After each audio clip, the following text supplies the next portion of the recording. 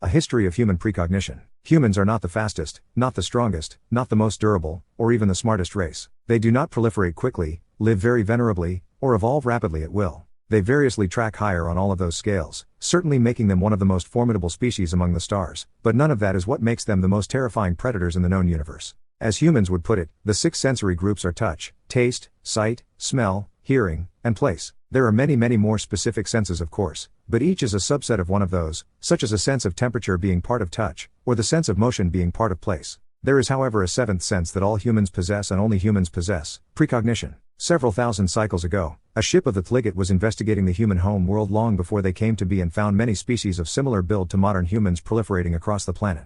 They were all variations of the same evolutionary line, but not quite sentient. Seeing potential to corral them into a docile, slave race, they collected a few specimens to see which genetic variations had the most desirable traits and began experimenting with the Terran genome. They wanted a race capable enough to complete nearly any task they might be assigned, but not innately intelligent enough to defy their masters. They removed genetic markers for dangerous traits like claws and fangs, and then crippled their infants to prevent escapees from becoming invasive to the local environments wherever they may be. As fits the Tliget reputation, it was masterful bioengineering, but there was a single flaw. One of the newly spawned hominids possessed a genetic mutation that seemingly gave them the ability to predict future events. This was not immediately apparent to the Tliget, and all evidence had been written off simply as savantism. As such, the Tliget released the first humans to their homeworld to reproduce and eventually become a valuable source of labor amongst the galaxy once they'd reached significant enough numbers to collect. Following their standard procedure for such ventures, the Tliget left the world under the eye of an AI meant only to alert them of anything that might spoil their investment. A few hundred cycles later they were alerted that the planet had begun to show signs of civilization which should never have occurred. Assuming another race had missed, or more likely ignored, their claim to the planet, they returned with a small task force of assault craft should they need to deal with them aggressively. Instead they found that their creations had spread across the globe and advanced far faster than even the most intelligent known sentients would have in that time. Still primitive and restricted to simple wood and stone, but a dangerous development nonetheless. As per Galactic Treatise, no species may subjugate or enslave another without formal declaration of war, requiring witnesses from at least 3 non-party races. As an uncontacted race would have no representation, the war could not be approved by the Assembly. This was a problem for the Tliget because, before bioengineering, the various species of the world had been presentient, therefore outside jurisdiction of the treatise. A clearly sentient species however could not be enslaved, and furthermore, resource rights to the entire local cluster would be lost. Attempting to hide their mistake before it was made known to the wider galaxy, the Tliget had their assault craft divert an asteroid to strike the planet in an attempt to wipe the slate clean. The impact caused massive climate change across the biosphere that decimated the populations of all life on the planet, but unexpectedly enough humans survived to not only replenish their numbers, but allow them to advance further still.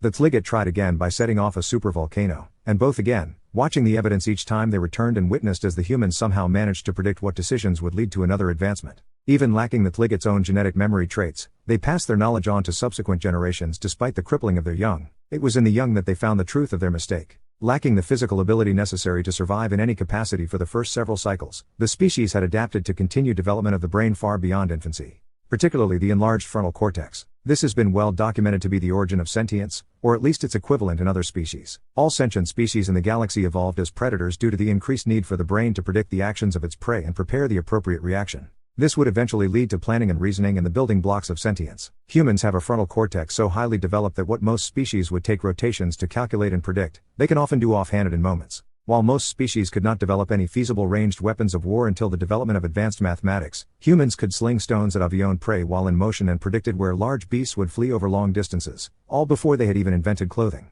For the Tliget, the species they had created was beginning to become too expensive to hide, and while resetting a biosphere was doable without being noticed on the galactic stage, destroying one would be troubling to say the least, but better to lose a single planet than the entire cluster. The Tliget with their final attempt decided to crash a comet into the planet's moon on a path that would then in turn cause the moon to collide with the planet.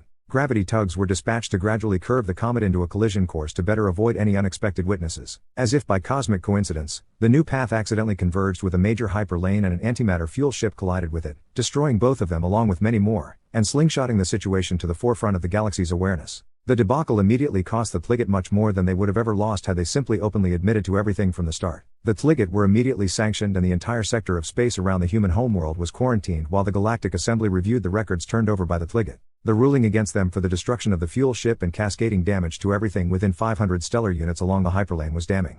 They were forced to inevitably sell themselves into indentured servitude to pay off the debt that could never be repaid. While the Assembly prioritized matters of blame and repayment, the matter of the fledgling sapiens at the center of the events was entirely overlooked. After all, New sapients blinked in and out of existence frequently, and few ever advanced far enough to even be worth contacting. Those that did, took millions of cycles to stumble into electricity, let alone any form of communication that could be interpreted into galactic common.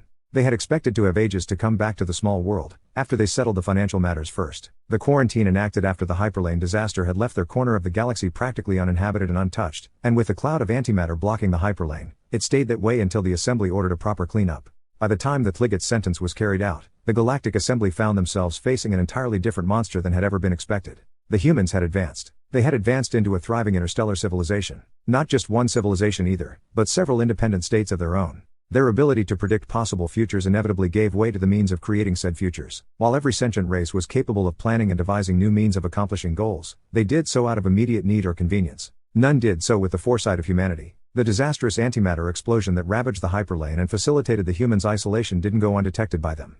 Their primitive detection systems registered the energy release and caught their attention like lightning to an iron rod. The whole of humanity suddenly became aware that they were not only not alone, but that they had been in the direct path of imminent destruction. They leapt forward into the stars with all their intuition, which they had mistaken for imagination and ingenuity. They imagined reviving the reassembled dead with lightning and manufactured their medicine into defibrillation and artificial organs. They imagined being able to fly like insects and avians and navigated their means of transit to hypersonic jet propulsion. They imagined statues that could think and function autonomously and fabricated their machinations into robotics and cybernetics. They imagined harnessing the power of stars and delineated the secrets of fusion power. They imagined faster than light travel and illuminated their physics to the warping of space and time. They imagined instantaneous communication and compiled quantum mechanics into the creation of an Ansible. It was the humans who made first contact with the Galactic Assembly, much to the shock of every other sapient race. Humanity had used its time to not only advance to a level of technology almost on par with the Assembly, but had predicted where and how to communicate with them once the cleanup of the hyperlane was underway. As far as the rest of the galaxy was concerned, a new galactic power emerged from the ether overnight, a power that proved proficiency in nearly everything they came in contact with.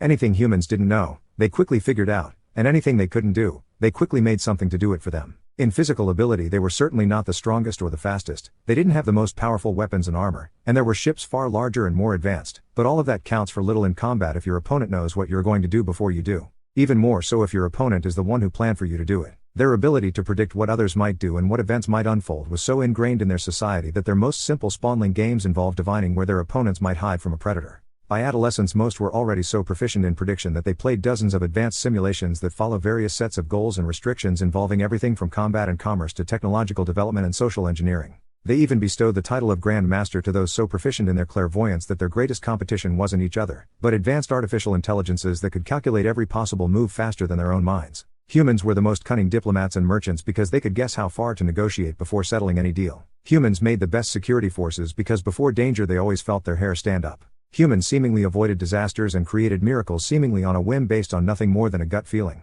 Humans navigated the ins and outs of societal norms and taboos simply by feeling the vibe. Even works of art or ability they themselves deemed masterful were often attributed to simply being in the zone. In the span of only a few human centuries, the new galactic standard of time, humanity had seemingly conquered all of known space simply by existing. They may have been products of the Tliget's less than savory business practices, but even they were freed by their creation as the humans saw no need to enslave what could be just as easily guided to a better future. A future of their own design.